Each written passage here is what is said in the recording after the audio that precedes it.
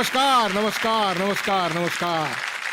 पार्ले बेक्समिथ मारीसह प्रस्तुत कानाला खडा को powered by Vaseline special partners Godrej number 1 आणि क्लिनिक प्लस शॅम्पू या कार्यक्रमामध्ये मी तुमच्या सगळ्यांचं स्वागत करतो.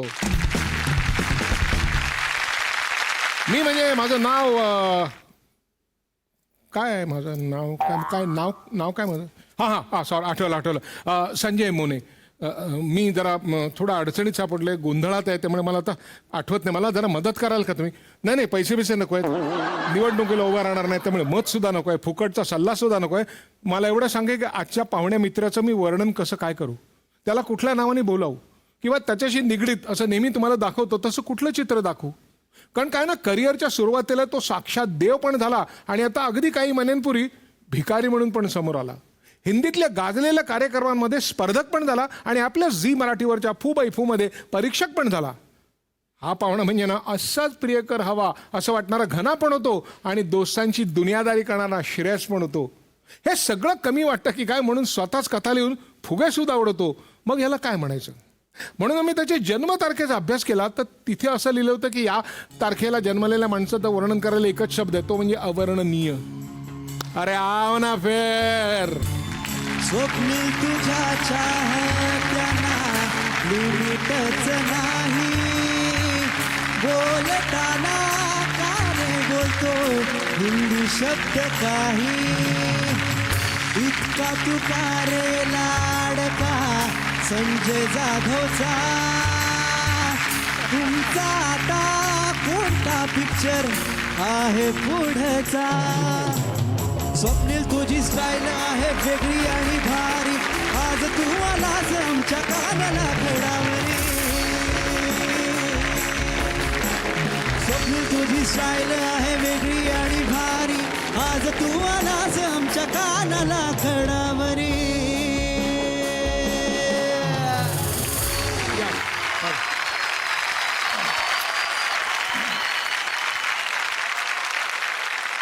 जगातला प्रत्येक माणूस लहान असतो.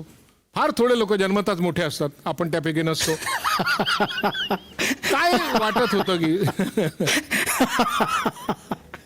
सॉरी, प्रत्येकाला ना काही ना काहीतरी व्हावंसं वाटत असतं. त्यातली 90% लोक पुढे ते होत नाहीत. बरोबर. तसं तुला पहिल्यांदा काय व्हावंसं वाटत होतं? मला पहिल्यांदा आयुष्यात बस कंडक्टर व्हायचं होतं. काय म्हण? खरंच, कारण गिरगावात राहायचो हा. आणि आईबाबा बँकेत नोकरी करायचे, त्यामुळे शनिवारी हाफ डे आणि रविवारी सुट्टी. तर दिनचर्या असायची की शनिवारी संध्याकाळी आईबाबा मला गिरगावातनं गेटवे ऑफ इंडियाला फिरायला न्यायचे. बर. तर नाक्यावर यायचं, झोबाच्या वाडीच्या नाक्यावरनं बस पकडायची आणि डबल डेकर बस वरती बसायचं, सगळ्यात पुढच्या सीटवर जर मिळालं तर, आणि पुढच्या खिडकीतनं जग बघायचं. तर जाताना आणि येताना मला असं वाटायचं की ड्रायव्हर बस चालवतो, पण जो माणूस कंट्रोल करतोय सगळं तो कंडक्टर असतो. कारण त्यांनी टिंग टिंग केलं की बस थांबते, त्यांनी टिंग टिंग केलं की बस चालू होते. सो त्याच्या हातात सगळी काय म्हणूया सत्ता त्याच्या हातात आहे, पॉवर त्याच्या हातात आहे. तर लहानपणी मला असं वाटलं होतं की मला हा माणूस व्हायचा आहे. म्हणजे बस चालवत कोणी का असे ना, डोर इसके हात में होनी चाहिए. तर मला ते व्हायचं होतं. आणि तसा बस कंडक्टर झालो नाही, पण माज म्हणून सांगायला हरकत नाही की अदरवाईज बस कंडक्टरच आहे. म्हणजे बस चालवू दे कोणी, डोर मेरे हात में. बरं, कंडक्टर होण्याचं स्वप्न किती वर्ष पुढे टिकलं? नाही, अजिबात नाही टिकलं. त्याच्यानंतर मला फायरमन व्हायचं होतं, त्याच्यानंतर मला पायलट व्हायचं होतं. मला अनेक वर्ष खूप सिरियसली बटाट्या वड्याची म्हणजे वडापावची गाडी टाकायची होती. कारण मला असं वाटायचं की जितके पैसे मी त्या गाडीवर खर्च करतोय ती जर स्वतःची असेल तर पैसे घरात तरी येतील. म्हणजे कारण माझा सगळ्यात आवडता पदार्थ वडापाव होता. तर माझं अख्खं आयुष्य वडापाव खाण्यात गेलं. मी तुला माहिती आहे, आपण कितीतरी वेळ एकत्र वडापाव खाल्लाय. सो वडापाव चांगला इज अ वीक पॉईंट. म्हणजे चांगला वडापाव म्हणजे हलतो, आतनं हलतो मी माणूस म्हणून. तर मग स्वतःची एक वडापावची गाडी पाहिजे असं माझं अजूनही कुठेतरी एक स्वप्न आहे. मी आयुष्यात एकदा एक वडापावची गाडी माझी असणार निश्चित, स्वतःची. बरं, तुझं हे खाण्याचा वेळ जरा पराकोटीच असं नाही वाटत तुला? आणि त्याच्यापैकी काय काय केलंयस तू? आय थिंक जगजाहीर किस्सा आहे. पण सगळ्यात आता लोक मला त्याच्यासाठी काय आय डोंट नो का लोक मला शिव्या घालतात. तुझ्यासारखे काही फार कमी मित्र आहेत जे त्याचं कौतुक करतात. पण मी फक्त फक्त जेवण्यासाठी, फक्त जेवायला मुंबईहून विमानाचं तिकीट काढून दिल्लीला गेलो होतो आणि जेवलो आणि तिकीट काढून विमानाचं परत मुंबईला आलो. सो या सगळ्या व्यापाला किती खर्च आला? त्या काळात काहीतरी 4 का 5 हजार रुपये खर्च आला होता. म्हणजे मी 90च्या दशकात सांगतोय तुला, 96-97च्या आसपास, 17-18 वर्षात होतो. पण आई वडिलांना सांगून का त्यांच्या नकळत? माझ्या बाबांची रिॲक्शन खूप भारी होती. म्हणजे त्या दिवशी अर्थातच आई वडिलांना सांगितलं नाही, पण इव्हेंच्युअली माझ्या वडिलांना कळलं की दिल्लीला गेला होता चिकन खायला. तेव्हा माझे बाबा, मला असं वाटलं होतं मला खूप पडेल घरी, पण बाबा पण खवय्ये आहे. त्यामुळे बाबा मला असं म्हणले की तू आधी सांगितलं असतंस मी पण आलो असतो. म्हणजे खर्चच करत होतास तर 2 लोकांचा गेला असता, मी आलो असतो. कारण मला नॉनव्हेज खायची सवय बाबांनी लावली. मग आमच्याकडे आई अजिबात नॉनव्हेज खात नाही आणि बाबांना प्रचंड नॉनव्हेज आवडतं. आता घरच्यांविषयी एवढं वडील जे असे मी सुद्धा आलो असतो असं म्हणू शकतात, तर काहीतरी स्पेशल आहे की त्यांच्याबद्दल? काय काय आहे स्पेशल? पहिला हिरो ना, हो. पहिला हिरो आई आणि बाबा. आणि I think I am blessed, कारण एकुलता एक मुलगा, बहीण भाऊ कोणी नाही. त्यामुळे माझी पहिली मैत्रीण पण माझी आई, आणि अजून पण माझी सगळ्यात लाडकी मैत्रीण माझी आई. म्हणजे चांगलं वाईट, कमी जास्त, छोटं मोठं, मी आईला काही सांगू शकतो. मग त्यासाठी ओरडा खाईन, प्रेम मिळेल, तो नंतरचा भाग आहे. पण आईला मी सगळं सांगू शकतो. हा कम्फर्ट आई नाही, म्हणजे आय थिंक माझ्यापेक्षा तर तिचं श्रेय आहे. कारण सुरुवातीला हा कम्फर्ट असणं सोपं आहे आणि ठीक आहे, पण आता इतकी वर्ष हा कम्फर्ट टिकवून ठेवणं हे फार कठीण आहे. सो आई माझी पहिली मैत्रीण, आणि आय थिंक बाबा पहिले हिरो. बाबांबद्दल मी आवर्जून सांगेन की बाबांचं समाजकार्य खूप मोठं आहे. बाबा ब्लड डोनेशनचं खूप मोठं काम करायचं, अगदी आत्तापर्यंत. आता ब्लड बॉटल्सची उणीव भासणं त्या मनाने कमी झालंय त्याची, आणि अवेअरनेस वाढलाय. पण माझ्या बाबांनी इतक्या वर्षात मला असं वाटतं 20,000 पेक्षा जास्त बाटल्या रक्त जमा केल्या. माझ्या वडिलांनी स्वतः 69 वेळा रक्तदान केलंय स्वतः. सो हे लहानपणापासून घरात होतं. सो बाबांबद्दल किंवा आईबद्दल काय सांगायचं, तर मला असं वाटतं की आपण ज्या समाजात राहतो त्या समाजाचं आपण काहीतरी देणं लागतो, ही भावना माझ्यात रुजवली माझ्या आई वडिलांनी. समजा तुझी आई इथे आली असती तर तुला आवडेल? माझी आई तर मला, नाही बघा, ती कानाला खडे वगैरे सांगेल तुझे, चालेल ना? तू आईला बोललेस? हो, रिअली? नक्की. बघ,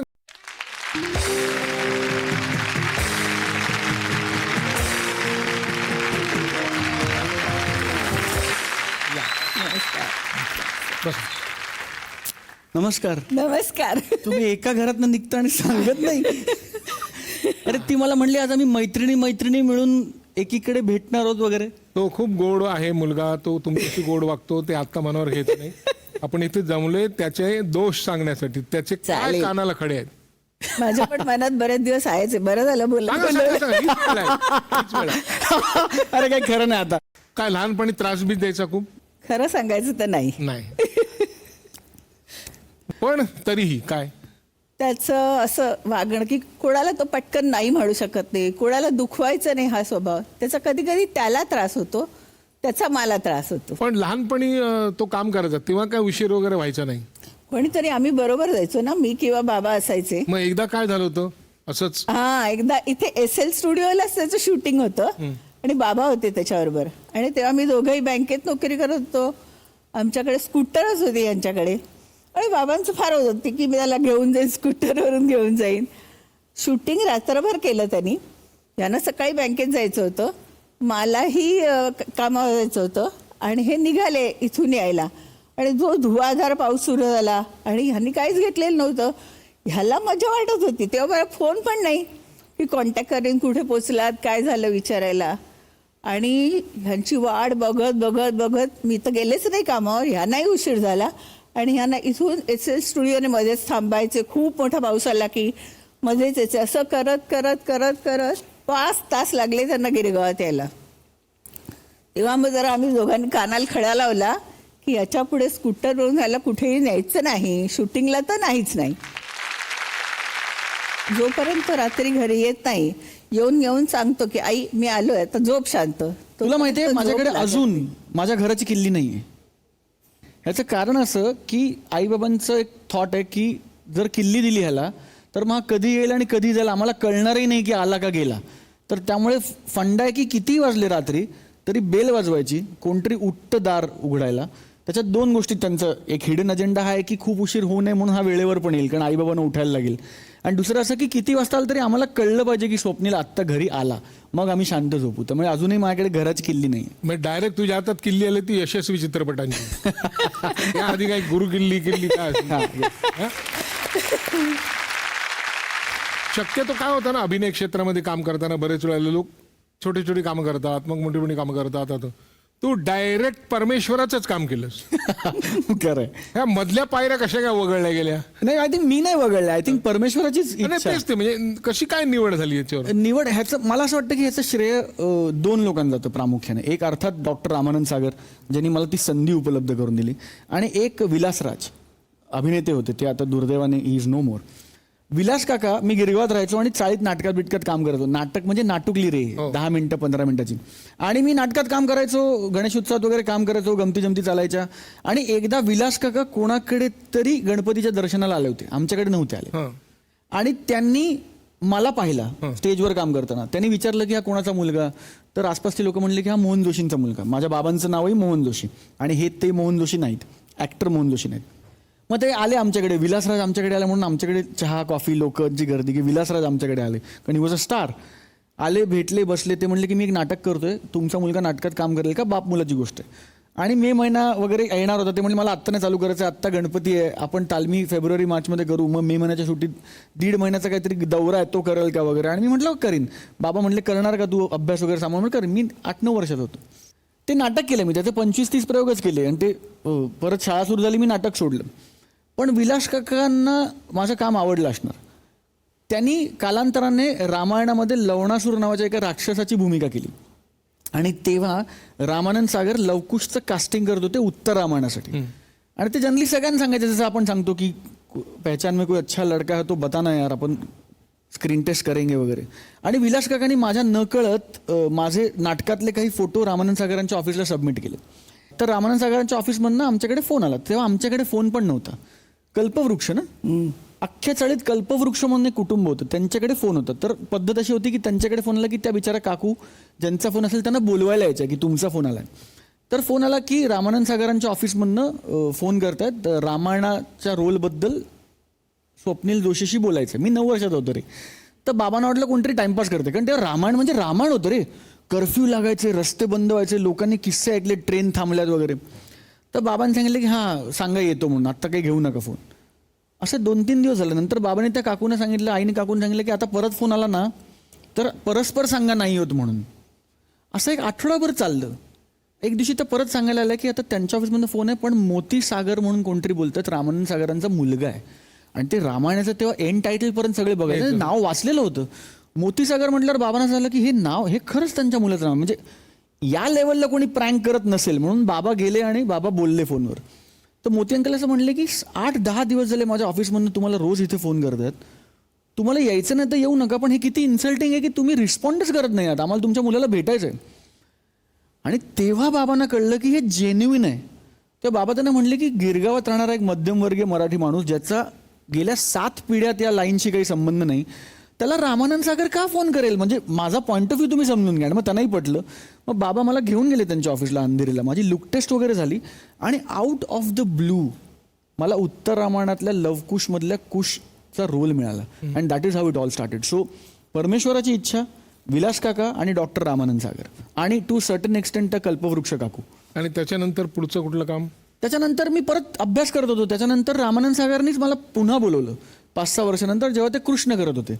तेव्हा त्यांना काय म्हणा, कुमारवयीन ती जी फेज होती, म्हणजे रोमॅन्सची जी फेज होती कृष्णाची, त्या रोलसाठी त्यांनी मला पुन्हा बोलवलं. माझी लुक टेस्ट वगैरे झाली, आणि 14 भागांचा ते 16 भागांचा तो रोल होता, कारण नंतर परत कृष्ण बदलणार होता आणि मोठा कृष्ण येणार होता. पण इट्स सो हॅपन्ड की ते एअरवर जायला आणि माझं वय वाढायला आणि तो रोल मोठा व्हायला ते प्रोग्रेशन मॅच होत गेलं. आणि जो 16 भागांचा रोल होता ते मी साधारण 150पेक्षा जास्त भाग श्रीकृष्ण मालिकेचे केले. आणि खऱ्या कारण मी रामायण केलं तेव्हा मी खूप लहान होतो, मी 8-9 वर्षात होतो. त्यामुळे फेम, प्रसिद्धी हे सगळं मी बघत होतो, पण ह्याला हे म्हणतात हे कळण्याचंही माझं वय नव्हतं. आणि थँकफुली आई वडिलांनी कधी ते डोक्यात जाऊ दिलं नाही. पण कृष्णा करताना पहिल्यांदा ते सगळं मला जाणवलं की मी काय करतोय. म्हणजे ॲक्च्युली रस्ते बंद झालेत, कर्फ्यू लागलेत, ट्रेन थांबल्यात, हे सगळं मी माझ्या डोळ्यांनी पाहिलंय. So Krishna I think was my first big break to understand the power of this medium. त्यावेळेला म्हणजे आपण अगदी पूर्वी बघितलं तर संत तुकाराममध्ये विष्णू पागनीस त्यांना लोक पाया पडायचे, नंतर राम आणि सीता, तसं तुझ्याही बाबतीत झालं असेल ना? काय काय झालं असेल, काय काय मर्यादेपर्यंत किती लोक आणि काय, मी कल्पना नाही करू शकत. तू सांगितलं असं जास्त बरोबर सगळ्यांसाठी. म्हणजे दर शनिवारी संध्याकाळी बरोड्याला माझा दरबार लागायचा.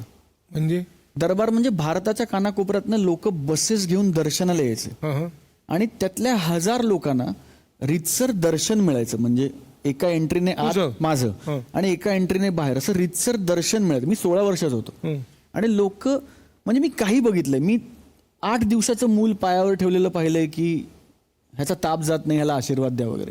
आणि मी 16 वर्षाचा होतो आणि पहिले 2 दिवस मी सांगितलं की माझं आणि डॉक्टर रामानंद सागरांची रिलेशनशिप खूप भारी होती. ते आजोबांसारखे होते मला. ते मला आजोबा आणि नातू या लॉजिकनेच सगळं समजायचं. तर मी त्यांना सांगितलं की मैं नहीं बैठूंगा उधर, वो सब मेरे पाँव छूते, मेरे को बहुत बुरा लगता है, मैं नहीं बैठूंगा उधर. आणि मग 2-3 दिवस तो दरबार बंद झाला. पहिल्या दिवशी त्याने मला रूममध्ये बोलवलं. ते म्हणले बैठो आपसे बात करनी है. आणि ते म्हणले आपको क्यों नहीं बैठना है उस दरबार में. तो मैं म्हटलं क्योंकि वो लोग पाँव छूते हैं मेरे, कितने बड़े बड़े लोग आते हैं और उम्र में कितने बड़े, वो मेरे पाँव छूते हैं, कितना अजीब लगता है, कैसे लगेगा अगर आप मेरे पाँव छुएंगे तो ते म्हणले लेकिन आपसे किसने कहा कि वो आपके पाँव छू रहे हैं. आप सिर्फ एक जरिया है, वो पाँव श्री कृष्ण भगवान के छू रहे हैं. But if you are the process through which they can visualise their god, तो आप कौन होते हैं उनको डिनाई करने वाले, to deny them this right to reach their god. Because वो आप में भगवान देखते हैं. तो आप एक काम करो, आप उनको पाँव छूने दो. और आपको जो गिल्ट है ना कि आप कैसे उनको अलाउ करते हो, तो एज अ ह्यूमन बीइंग जो आपको ठीक लगता है आप उनको वो ॲडवाइस भी दे दिया करो. तर मग मी काय करायचो, उदाहरणार्थ आता लहान मुलं जर पायावर ठेवलं आणि म्हणलं की ह्याचा ताप जात नाहीये, ह्याला आशीर्वाद द्या, तर मी त्यांना आशीर्वाद द्यायचो कृष्ण म्हणून. आणि मग मी सांगायचो की मैंने मेरा कर्म किया है, अभी आप आपका कर्म करो. आपका कर्म क्या है, उसको डॉक्टर के पास लेके जाओ. तो आप उसको डॉक्टर के पास लेके जाओ. आणि मग देव सांगतो म्हणून ते मुलाला डॉक्टरकडे घेऊन जायचे. हा अवेअरनेस डॉक्टर, म्हणजे ते मी सगळं बघितलंय. मी अंबाला कॅन्टोन्मेंट स्टेशनला ट्रेन थांबलेली बघितली, कारण मोटरमन म्हणला की कृष्णाचा एपिसोड जोपर्यंत बघत नाही तोपर्यंत मी गाडी पुढे नेणार नाही, मला काढा नोकरीवरनं. सो मी तो मोटरमन, आम्ही सगळ्यांनी अंबाला कॅन्टोन्मेंटच्या स्टेशनवर स्टेशन ऑफिसरच्या बस याच्या टी व्हीवर कृष्णाचा एपिसोड बघून माझा सत्कार करून हारतुरे देऊन नंतर ट्रेनने आम्ही पुढे आलो, असंही मी बघितलंय. असे अनेक किस्से मी बघितलेत. मी कर्फ्यू लागलेला बघितलाय. माझा तो किस्सा खूप फेमस आहे की माझ्या तोंडून सांगणं खूप ऑकवर्ड आहे, पण किस्सा म्हणून, की मी एका मंदिराच्या उद्घाटनाला गेलो होतो. जरिया हो आप. वा वा संजय. मी एका मंदिराच्या उद्घाटनाला गेलो होतो आणि साधारण 300 फुटावर देऊळ होतं आणि हेलिकॉप्टरनी लँड करायचं होतं. मी आणि डॉक्टर रामानंद सागर आम्ही दोघेही गेलो होतो. आम्हाला कळत नव्हतं की खूप वेळ तो पायलट हेलिकॉप्टर वरती फिरवत, मी 16-17 वर्षाचा होतो आणि तो लँड करत नव्हता. पापाजी म्हणायचो आम्ही रामानंद सागर. पापाजी त्यांना विचारत होते की क्यों नहीं लँड कर रहे हैं. तर पायलट त्यांना सांगत होते की मुझे जमीन ही नहीं दिख रही, मैं कहाँ लँड करू. कारण ऑलमोस्ट 30-40 हजार लोक आले होते तिकडे कृष्ण येणार म्हणून. सो ते त्यांनी हेलिपॅड क्रिएट केलं होतं, ते नष्ट झालं होतं. आणि अल्टिमेटली मग CRPF बोलवून ते सगळं मागे घेऊन हेलिकॉप्टर उतरवलं आणि 300-400 फूट जायला, जे खरं तर 4-5 मिनिटाचा वॉक होता, तिथे जायला मला 6 तास लागले होते. का? कारण लोक झोपली होती जमिनीवर आणि ते म्हणले होते की आम्हाला देवाचा स्पर्श व्हायला पाहिजे, तर देवाला म्हणून आमच्यावरनं चालत जा. आणि हो, आणि माझं असं होतं की मी नाही चालणार इतक्या लोकांवरनं. सो त्या सगळ्यांना बाजूला करून त्याच्यातनं रस्ता काढून लोक हात लावतायत, पाय लावतायत, सगळं खर्चटलं होतं मला. आणि मी तिकडे गेलो आणि तिकडनं मला फिजिकली एअरलिफ्ट करून बाहेर आणलं होतं. म्हणजे हेलिकॉप्टरला दोरी लावून मला लटकवून बाहेर आणलं होतं तिकडनं. So I have seen that. नाही, आता तू जे सांगितलंस ना की आशीर्वाद द्यायचास आणि सांगायचंस की तुम्ही डॉक्टरकडे जा. लोक आज याची गरज आहे की कोणीतरी सांगण्याची की जे दिसतं, जे असतं त्याच्यावर विश्वास ठेवा. काहीतरी आहे याच्यावर विश्वास ठेवू नका. आणि यासाठी कानाला खडा लावा की प्रत्येक गोष्ट आपल्या नजरेला पटल्याशिवाय, आपल्या बुद्धीला पटल्याशिवाय करायची नाही. कोणीतरी सांगतं म्हणून. तू हिंदीमध्ये काम करत होतास, उत्तम सगळं होतं आणि तू ठरवून मराठीत आलास. तर हा विचार किंवा हा बदल तू काय डोक्यात ठेवून केलास नेमका? हिच्यामुळे. कारण मी हिंदीत कितीही मोठं काम केलं आणि मी काही येऊन घरी सांगितलं ना की माझं आता अमुक अमुक शो आहे आणि त्याचा TRP एवढा आहे, नंबर 1 शो आहे, ती म्हणायची मराठीत काम कर तर मानते. का असं वाटायचं पण? शेवटी मराठी आपली मातृभाषा आहे. आपल्या लोकांसाठी पहिल्यांदा आपण काहीतरी करायला पाहिजे ना. हिंदी लोक आपली नाही तसं नाही, ती पण आपलीच आहेत सगळी. पण माझ्या कुठेतरी मनात असं होतं की ह्याने मराठीत केलं तर मला जास्ती बरं वाटेल. त्याच्यामुळे त्याने ऐकलं ते माझं. त्यामुळे मला त्या बाबतीत फार त्याचा अभिमान वाटतो की आईला बरं वाटावं म्हणून त्याने हे केलं सगळं. आणि एक दिवशी माझ्या सगळ्या हिंदी निर्मात्यांनी सांगितलं की आता मी 1 वर्ष हिंदीत नाही करणार काही का. मग ते मी फक्त हिंदीत काम करायचो आणि ते सगळे म्हणले की तू काय करणार. म्हटलं आता मी मराठी करणार. तर तेव्हा दुर्दैवाने मराठीकडे तसं लुकडाऊन केलं जायचं कारण it was not that this big. तर ते म्हणले की तू हिंदी शो छोड़ के मराठी शो क्यों कर रहा है. म्हटलं मेरी मर्जी, मैं क्यों कर रहा हूँ मतलब मेरी मर्जी. आणि मी मराठीत काम करायला सुरुवात केली आणि I am glad I did that. कारण मराठीचा जो प्रवास गेल्या 15-20 वर्षात झाला आहे तो अद्भुत आहे. आणि मी स्वतःला फार भाग्यवान समजतो की या प्रवासाचा भाग मी होऊ शकलो याचा मला फार आनंद आहे. सो आई जे सांगते ते फायद्याचंच ठरतं इव्हेंच्युअली. पहिला शो कुठला मराठीतला? कुठला सांग. ते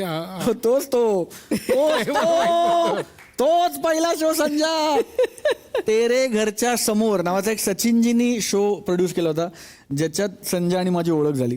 संजय मोने, इला भाटे, विनोद कुलकर्णी, सतीश तारे, मी आणि सोनाली खरे, विजय केंकरे त्याचे दिग्दर्शक होते आणि अविनाश कामही करायचे आणि सहदिग्दर्शक होते. सचिनजी निर्माते होते. हा माझा तसं बघायला गेलं तर पहिला मराठी शो. मी अधुरी एक कहाणी नावाचा एक शो केला होता राकेश सरांबरोबर, नीनाताई, आणि तो परत झीवर आला होता. म्हणजे झीचं पण खूप मोठं, आय थिंक झीचं खूप मोठं योगदान आहे माझ्या या संपूर्ण प्रवासात. आय थिंक मी मराठीमध्ये जे काही नाव कमवलं त्याच्यात झी मराठीचं आणि झी समूहाचं खूप मोठं योगदान आहे. आज मी जो काही आहे त्याच्यात त्यांचा सिंहाचा वाटा आहे असं म्हटलं तर वावगं ठरणार नाही. पण coming back to the show, तो शो मी केला पहिला मराठी शो आणि पहिल्याच मराठी शो मध्ये तुम्ही सगळे होतात रे बरोबर. त्यामुळे त्याच्यानंतर मराठीबद्दल जे काही प्रेम एक वेगळंच निर्माण झालं ते. मग खाण्याची आवड तुझ्या वडिलांनी जोपासली ना? बाबा फुडी. पण मग जेव्हा ते सगळं झालं, ते जरी म्हणाले असले की मी आलो असतो दिल्लीला, तरी मनात त्यांनी जरा धसकाच गेलता असेल ना, अरे हा काय असं काय खायला वगैरे? नाही, अजिबात नाही. म्हणजे जे बाबांना ओळखतात ते सांगतील अजिबात नाही. त्यांना जेन्युइनली आनंद झाला होता की हा खायला दिल्लीला गेला, माझा पोरगा आहे. बघूया अजून बाबांना काय म्हणायचं तुझ्याबद्दल, बघूया. काय बघ स्वप्नेचा स्वभावच खर्चिक आहे. पहिल्यापासून तो खर्चिकच आहे. साधा शर्ट देखील त्याचे 3,000-4,000 रुपयाचे शर्ट असतात. करायचे त्यावेळी शर्ट 500 रुपये चांगले शर्ट मिळतात. पण ऐकत नाही. अहो पण कधी कधी अवॉर्ड वगैरे मिळून आता आला की मग वाटतं की आपला मुलगा खरंच मोठा झाला. म्हणून शेवटी हा जनरेशन गॅप आहे म्हणून कानाला खडा लावला. शेवटी या बाबतीत बोलायचं नाही काही. आता हे जाहीरपणे सांगतो की मी अजूनही बाबांसाठी जे कपडे आणतो किंवा जे बूट घेतो किंवा काही करतो, मी आता जाहीरपणे मान्य करतो, बाबा म्हणलेच आहेत तर, की मी बाबांना त्याची खरी किंमत सांगत नाही. बाबांसाठी ते नेहमी स्वस्तातले असतात. बाबांसाठी ते बूट आईला माहिती असतं सगळं. त्यामुळे बाबा आई इक्वली रिस्पॉन्सिबल आहे. प्लीज आई शिव्या घातल्या तर तिला पण घाला. त्यांना जर आता सांगायला गेलं की चांगला शर्ट 1,000-1,500च्या खाली मिळत नाही, चांगली पॅन्ट 2,000च्या खाली मिळत नाही, चांगले बूट 1,000-2,000च्या खाली मिळत नाही, तर त्यांना ते मान्य नाही. आणि ते इतके काय म्हणूया म्हणतात, इतके ते क्लिअर आहेत त्या बाबतीत. ते म्हणतात की मग नको आणू मला, मी जुनं वापरेन. सो आता जुनं वापरेन ह्याच्यावर कमबॅक नाही आहे माझ्याकडे. त्यामुळे जसं त्यांनी कानाला खडा लावला आहे की मी त्याला हल्ली पैशावरनं बोलत नाही, तसं मीही कानाला खडा लावला आहे. आणि मी काय म्हणूया आपण त्याला, नाईलाज असतो टू दिस एक्सटेंट माझ्या वडिलांशी खोटं बोलतो. आई बाबा तुझे मित्र आहेत असं तू जाहीरपणे म्हणतोस, वागतो तेच असं म्हणतात. बरेच वागणं जरा कठीण असं दोन्ही बाजूनी. तेव्हा आयुष्यातले आपण काही महत्त्वाचे निर्णय घेतो, बहुतेक साध्या निर्णयात सुद्धा आपण आई वडिलांचा सल्ला घेतो. लग्न आयुष्यातला खूप मोठा निर्णय असतो. काही जण करत नाहीत, काही जणांचं होत नाही सुदैवाने दुर्दैवाने, परंतु बहुतेक लोकांचं होतं सुदैवाने दुर्दैवाने. तर जेव्हा तू लग्न ठरवलंस तेव्हा तुम्ही 3 मित्रांनी मिळून चर्चा करून ठरवून लग्न केलं का? तुझ्या निवडीला त्यांनी मान दिला का? त्या दोघांची तुझी निवड जमली आणि तुम्ही आपण नाही आता लग्न करूया असं? आय थिंक आई बाबांबरोबर नेहमीच जे नातं आहे माझं त्यात त्यांनी नेहमीच एक गोष्ट पाळली आहे, म्हणजे हे त्यांचं कौतुक आहे की ते मला कधीच हे कर किंवा ते करू नको असं कधीच सांगत नाही. माझं अपब्रिंगिंगच ते नाही. मला नेहमी मी काही म्हटलं की मला अमुक करायचं आहे की ते मला सांगतात की ह्याचे फायदे हे आहेत, ह्याचं नुकसान हे आहे, ह्याच्यात चांगलं हे वाटतंय, वाईट हे वाटतंय, तू ठरव.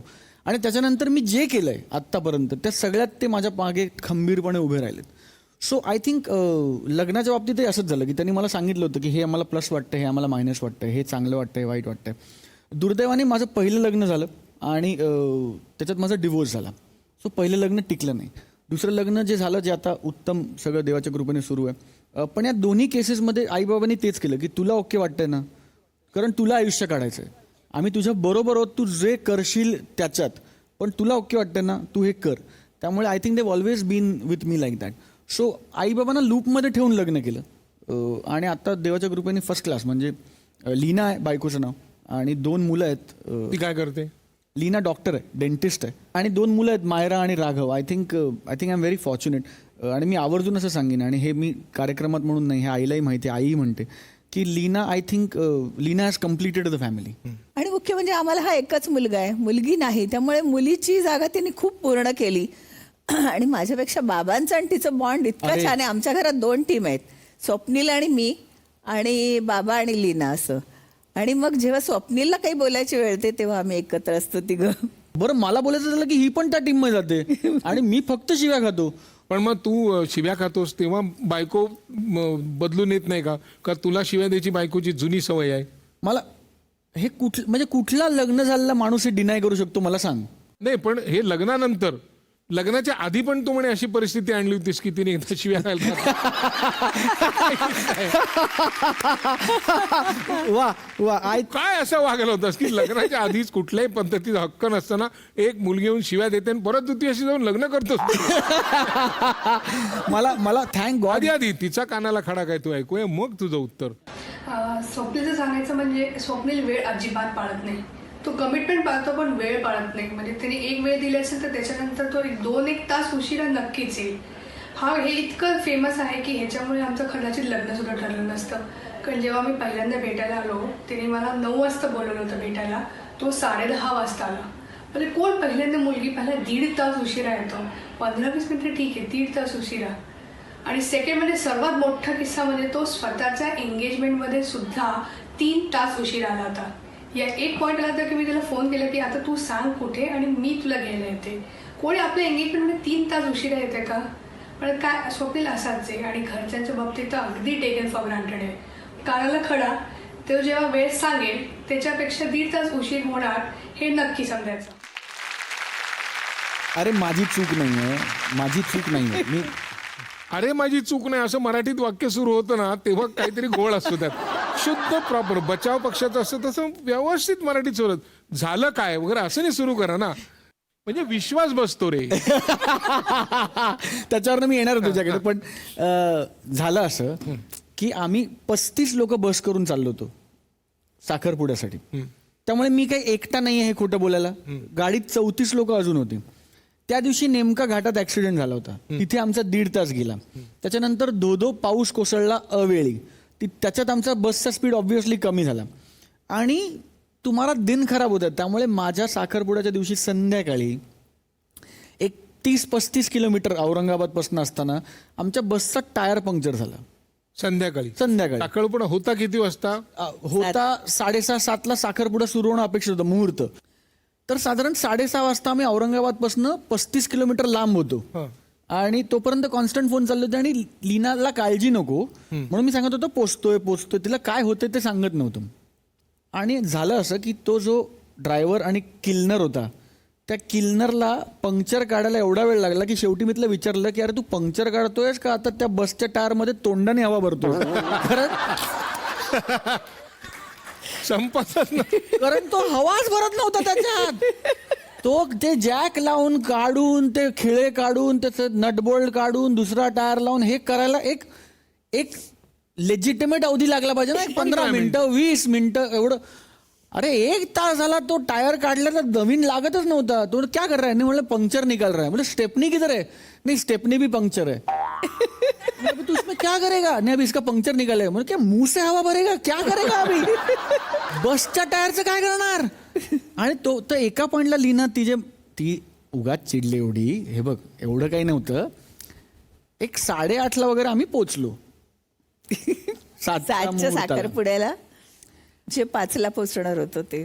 सो एक 8:30 म्हणजे अशी स्वागतासाठी केलेली फुलं अशी झाली. तेव्हा पोचलात ना तुम्ही. नाही, लीनाचा शेवटचा फोन जे ती आत्ता बोलली ना, लीनाचा शेवटचा फोन असा आला होता की तू कुठं आहेस, मी गाडी घेऊन तुला घ्यायला येते, तू तुझी आई आणि बाबा या 3 लोकांना मी पुढे घेऊन येते, बाकीचे येतील तेव्हा येतील, नाहीतर साखरपुडा आज होणार नाही.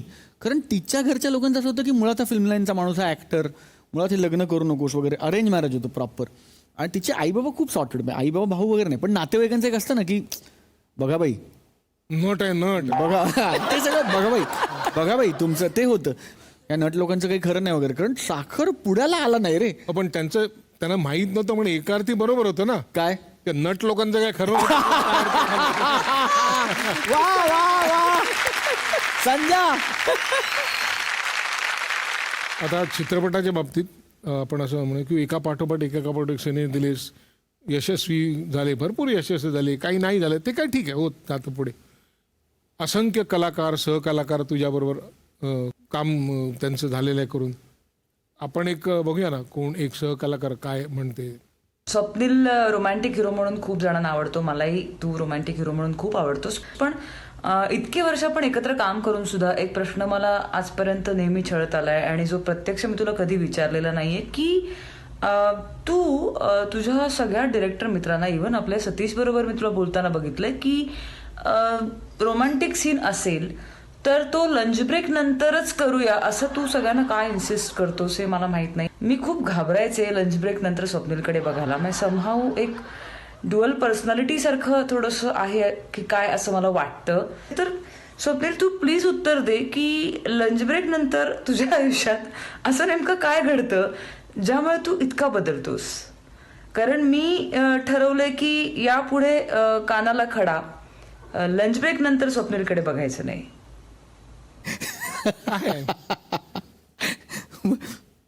मुक्तानी हे शोधून काढलंय. मला खायचा शौक आहे माहिती आहे. आता ज्या लोकांना माहिती नाही त्यांना मी हे सांगतो, खरं मी हे फार सांगत नाही, मी तुला हे माहिती आहे, पण की मी लंच नंतर 1 तास काम करत नाही. सगळ्या दिग्दर्शकांना माझी विनंती असते की लंच नंतर 1 तास मी आराम करणार. मला आरामाला वेळ पाहिजे. मी तुम्हाला चित्रपट साईन करताना हे सांगतोय, मला घ्यायचा की नाही तो तुमचा कॉल आहे. साईन करताना मी सांगतो की लंच नंतर मी 1 तास काम करत नाही. ते मला तो वेळ देतात आणि मी झोपतो लंच नंतर. मला आवडतं लंच नंतर एक 20 मिनिटाची पॉवर नॅप मला अत्यंत प्रिय आहे. आणि मला मनापासून असं वाटतं की इट रिज्युविनेट्स अस आणि उरलेला अर्धा दिवस त्याच्यात काम करता येतं.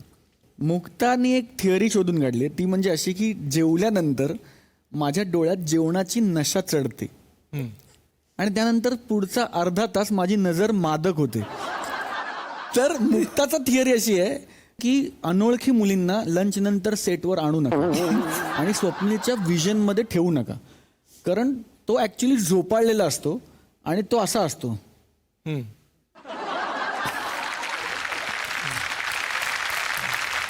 आणि समोर बसलेल्या मुलीला असं वाटत असतं की हा अत्यंत मादक नजरेने माझ्याकडे बघतोय आणि ती मैत्रिणीला सांगते की बना तू बघ, प्रेमात पडलं बघ, बना तू माझ्याकडे बघ, सारखा माझ्याकडे बघतो. तिला हे माहिती नसतं की मी तिच्याकडे बघत नसतो, मी मनाने झोपलेलो असतो. तर हे लोक सतीश आणि मुक्ता इतके हलकट आहेत दोघे. हे लंच नंतर मला झोपू देत नाहीत. बरं, हे इतके जवळचे मित्र आहेत की मी त्यांना ॲग्रीमेंट दाखवू शकत नाही. मुक्ते भेट, तुम्ही बघतो तुला नंतर. बघूया एकच अशी आहे का दुसरं अजून आहे, तिला काय वाटतंय. अरे देवा. हा स्वप्नील जोशी कमालीचे ऍक्टर आहेत आपल्याला माहिती आहे. पण मला असं वाटतं की ऑफ स्क्रीन जे ती ऍक्टिंग करतात ना, ती ऍक्टिंग कोणीच म्हणजे त्या लेवलला कोणीच ऍक्टिंग करू शकत नाही. कारण डिप्लोमसी आणि पॉलिटिकली करेक्ट राहणे हे काय असतं हे फक्त आणि फक्त स्वप्नील जोशींकडनं शिकावं. म्हणजे ते ज्या पद्धतीने लोकांची वागत असतात आपल्याला माहितीच नसतं किंवा कळतच नाही की त्यांच्या मनात नेमकं त्या व्यक्तीविषयी काय आहे. आणि हे मी काय बोलते आणि मी का बोलते हे तुम्हाला जर जाणून घ्यायचं असेल तर खुद्द त्यांना विचारा. ही माझी अत्यंत लाडकी मैत्रीण आहे, माझी अत्यंत लाडकी मैत्रीण आहे. आणि ती आहे ना, ती काय किंवा सई काय, या दोन्ही मुली आहेत ना, they have their heart on their sleeve. त्या जशा आहेत तशा जगतात आणि मला त्यांचा प्रचंड हेवा आणि कौतुक आहे त्याबद्दल. पण मी तसं नाही आहे. म्हणजे मी एक किस्सा सांगतो सोनालीचा. ज्या किस्सेवरनं हे झालं की मी एका माणसाची खूप छान बोलत होतो आणि तो माणूस माझ्या आणि सोनालीबद्दल फार बरं बोलत नव्हता असं आम्हाला कळलं होतं आधी, पण तरी तो समोर आला तर मी त्याची खूप छान बोलत होतो, कारण ते आपलं काम आहे. आणि सोनाली लांबणं आली आणि सोनाली लांबणं त्याला बघून म्हणली, अरे हा तोच ना आपल्याबद्दल वाईट बोलतो ना तो. आणि मी त्याकडे बघितलं की सोनाली, हे त्याला ओरडून सांगायची काहीच गरज नाहीये ना. तर तिचं असं म्हणणं होतं की नाही, हा जर आवडत नाही त्याच्याशी नीट का बोलायचं, हा आपल्याशी कुठे नीट बोलतो की आपल्याबद्दल कुठे नीट बोलतो. तर माझा पॉईंट ऑफ व्ह्यू असा असतो की ते त्याला सांगायची गरज नाही ना, त्याच्याशी 2 मिनिटं बोलणार आहोत आपण, परत कुठे 4 वर्ष त्याला भेटणार आहोत, 2 मिनिटं हसून बोललं तर त्यात गैर काय नाही. पण मला माहिती नाही मला हे जमेल की नाही, पण मला हे खूप आवडतं त्या दोघींबद्दल की त्या जशा आहेत तशाच जगासमोर येतात. म्हणजे मी खोटा आहे का तर नाही, पण I like to be politically correct. त्या बाबतीत आम लिटिल बोरिंग. सो तर ते आमचा एक कॉन्फ्लिक्ट येतो, पण कमाल आहे ती. नाही, आपण पूर्ण पटलं, मला पूर्ण पटलं. हो की नाही? मलाही जमत नाही, होय. पण मला पूर्ण पटलं. माझं म्हणणं आहे की जर आपण 5 मिनिटं कोणाला तरी भेटणार आहोत तर त्या 5 मिनिटात त्याला हे दाखवून द्यायची काही गरज नाही की आपल्याला तो आवडत नाही. इतकी वर्ष चित्रपटसृष्टीत आहेस, हिंदीमध्ये होतास, नंतर तू मराठीत आलास, त्याच्यानंतर जाहिराती करतोस, बरंच काही करतोस. ह्या एवढ्या प्रवासामध्ये काय कानाला खडे लावलेस तू? 2-4 लावले. मला आवर्जून एका गोष्टीची खंत वाटते की गेल्या काही वर्षांमध्ये आपला सोशल मीडिया खूप फोफावला आहे आणि खूप त्याचे फायदे खूप आहेत आणि त्यामुळे लोकांपर्यंत पोचता येतात. पण ट्रोलिंग पण खूप वाढलं आहे आणि ट्रोलिंग जोपर्यंत प्रोफेशनल आहे तोपर्यंत त्याचा कधीच त्रास होत नाही. ट्रोलिंग जेव्हा तुमच्या जातीवर होतं, तुमच्या धर्मावर होतं, तुमच्या आडनावावर होतं, तेव्हा त्याचा त्रास व्हायला सुरुवात होते. कारण ॲक्टर म्हणून तुम्हाला माझं काम आवडो किंवा न आवडो हा तुमच्या चॉईसचा भाग आहे. पण माझं आडनाव अमुक आहे म्हणून मी वाईट ॲक्टर हे समीकरण मला कळत नाही, किंवा माझं आडनाव अमुक आहे म्हणून मला पुढचा सिनेमा ऑफर नाही व्हायला पाहिजे ही हेट्रेड मला कळत नाही. तर मला त्याचा पूर्वी खूप त्रास व्हायचा, पण इव्हेंच्युअली मी कानाला खडा लावला की त्याचा त्रास करून घ्यायचा नाही. कारण मी जर त्याचा त्रास करून घेतला तर जे लोक हे करतात त्यांचा उद्देश सफल होतो आणि तो सफल होऊ द्यायचा नाही, हे माझं काम आहे. आडनाव, जात, धर्म या पलीकडे जाऊन जो काम करतो त्यालाच कदाचित कलाकार म्हणतात. आणि मला अत्यंत अभिमान आहे आपल्या क्षेत्राचा.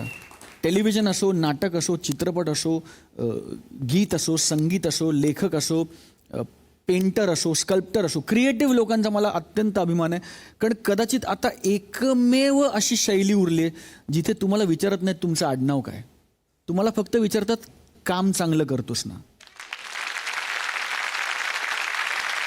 म्हणजे या गिटार वाजवणाऱ्या मुलाला मी त्याचं नाव मला माहिती नाही, मी फक्त त्याला विचारतो तू गिटार वाजवणार, तुला गिटार चांगलं वाजवता येतं ना. आय डोंट केअर तो हिंदू आहे का मुसलमान आहे, it doesn't matter to me. What matters is त्याला त्याचं काम उत्तम येतं का नाही. मला असं वाटतं की कलेक्टिव्हली एक महाराष्ट्र म्हणून, देश म्हणून आपण सगळ्यांनी, म्हणजे तो कानाला खडा मला लावला आणि मला या प्लॅटफॉर्मच्या माध्यमातून आव्हान करायचं की आपण या सगळ्याच्या वर उठूया आणि आपण कलाकाराला कलाकार म्हणून बघायला सुरुवात करूया. तो मराठीत काम करतो का, तो हिंदीत काम करतो का, तो मल्याळममध्ये काम करतो, हे मॅटर करत नाही. एका पॉईंटनंतर तो चांगलं काम करतो हे मॅटर करतं. आपण त्याचं काम आणि त्याची कला ह्याचा आदर करूया. त्याला आपण जातीच्या, धर्माच्या बंधनात नको बांधूया. ते आपल्यासाठी आणि कलेसाठी दोघांसाठीही घातक आहे. तुला काय वाटतं अजून कोण कोण उरले असतील कानाला खडे लावणारे? अजून इकडे सेलिब्रिटी म्हणून हो. खूप असू शकतील, काय माहिती, सतीश असेल, संजय असेल. किंवा यायलाच पाहिजेत असे?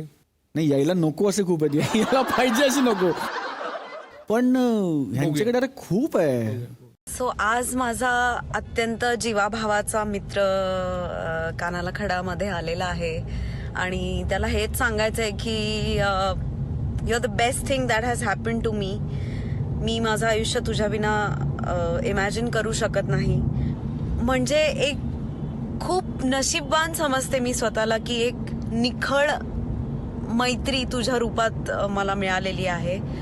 अजून काही गोष्टी आहेत ज्या माझ्या बेस्ट फ्रेंडबद्दल कोणाला माहीत नाही आहेत. त्यातली एक गोष्ट म्हणजे माझा बेस्टेस्ट फ्रेंड लॉच्या डिग्रीचा टॉपर आहे. तो आय थिंक भारतात 3रा वगैरे आलेला आहे.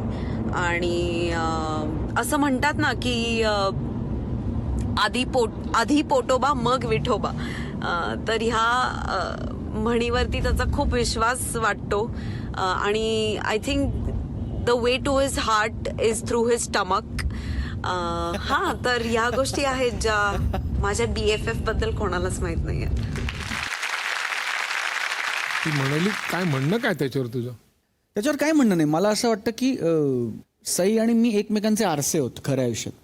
म्हणजे एखादा इंटरव्ह्यू येतो माझा आणि त्या इंटरव्ह्यू ती वाचते आणि तिला एक्झॅक्टली बिटवीन द लाईन्स मला काय म्हणायचं ते कळतं. ती मला फोन करते आणि म्हणते की हां बोल, क्या बोलणार तेरे को. मग मी माझ्या मनात जे आहे ते सगळं तिच्याकडे ओकून टाकतो आणि परत मी रिलॅक्स होतो. आणि सेम तिचंही होतं. म्हणजे रँडमली मी तिला फोन करतो की आज मी तुझं एक ट्विट वाचलं, काय झालं आहे. आणि ती म्हणते मी तिला रात्री फोन करते. मग ती रात्री फोन करते आणि ती सगळं माझ्याकडे ओकून टाकते. सो आय थिंक आम्ही एकमेकांचे आरसे आहोत.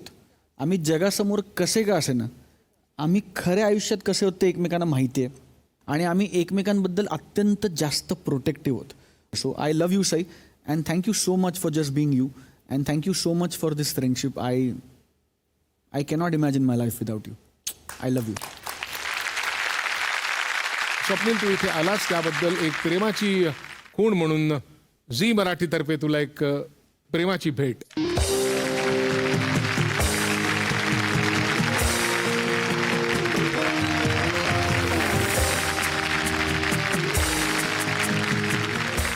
वेगवेगळ्या धाटणीच्या वेगवेगळ्या माध्यमातल्या कामांमधून लोकांचं मनोरंजन करून करून तुम्हाला स्वतःचा फॅन केलेल्या या कलाकाराचे खडे सुद्धा वेगवेगळ्या आकाराचे आणि स्टाईलचे होते आणि ते फोडले त्यांनी त्याच्या स्टाईलने. ज्या स्टाईलचेही आज तुम्ही वेडे झाले असाल, आता फार वेडेपणा न करता स्वतःच्याही आयुष्यातले खड्या पटापट फोडा. तोपर्यंत मी थांबतो इथेच आणि भेटतो तुम्हाला पुढच्या भागात वेगळे खडे वेगळे पाहुणे घेऊन. तोपर्यंत पाहत राहा पार्ले बेक्समिथ मारीसह प्रस्तुत कानाला खडा, को powered by Vaseline, special partners Godrej number 1 आणि क्लिनिक प्लस शॅम्पू.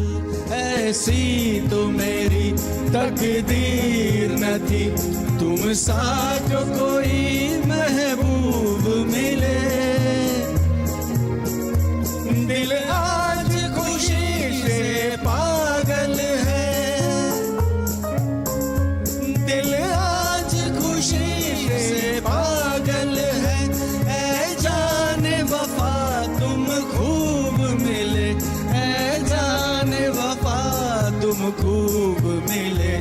दिल क्यों न बने पागल, क्या तुमने